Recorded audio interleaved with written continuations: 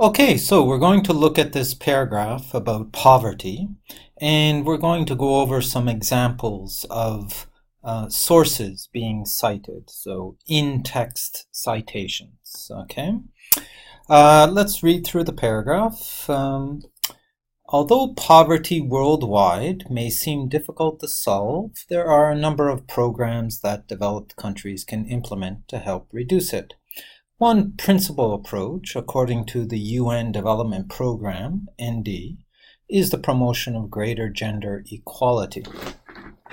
So here you see that the writer uses according to, and I guess because there's no writer's name or author name, they use the name of the web page.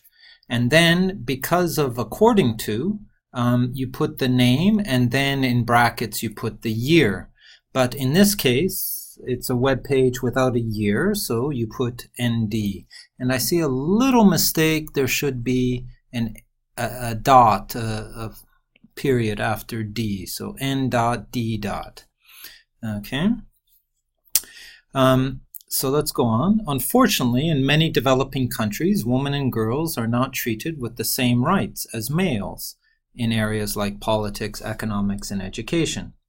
However, women in developing countries, quote, reinvest up to 90% of their income by men, unquote. Okay, so we've got the quote, and then after the quote, we've got the name of the writer and the year that the source was published, an article, I suppose.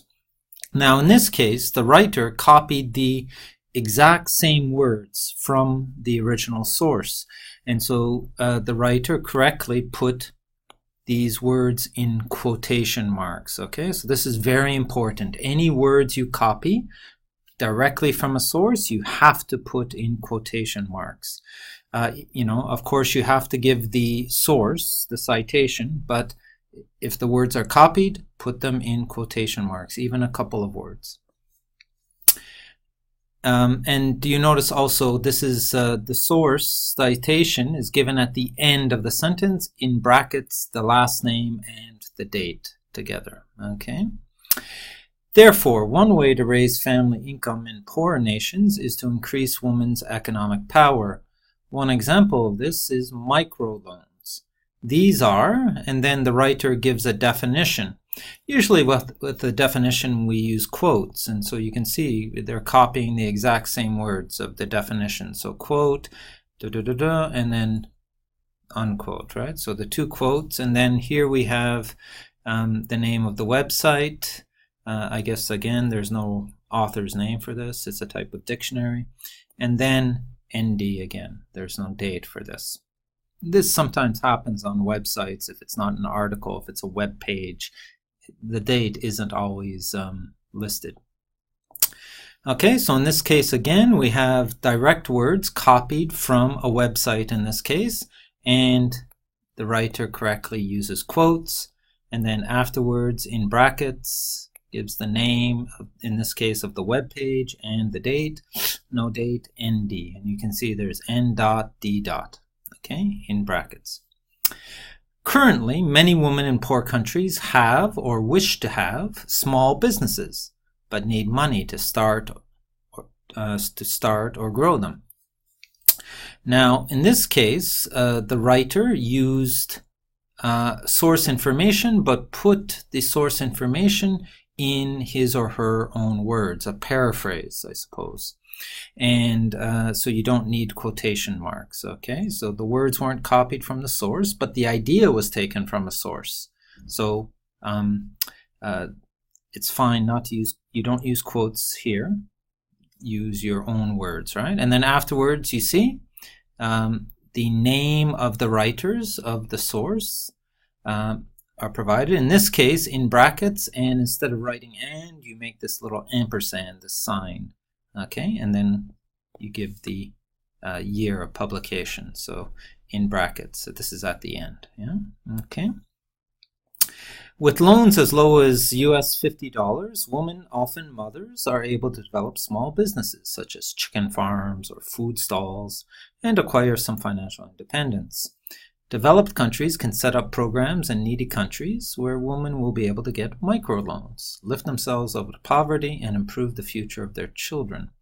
Okay, and here we go again. This is a paraphrase, I suppose. Could be a summary or paraphrase, it's not clear, but in any case, it's the own words of the writer. These aren't copied words. And so you don't use quotation marks, but again, you give the source, and this is the UNDP. Okay, UNDP bracket ND again. Okay, so this is the name of the website. No date, unfortunately. Okay.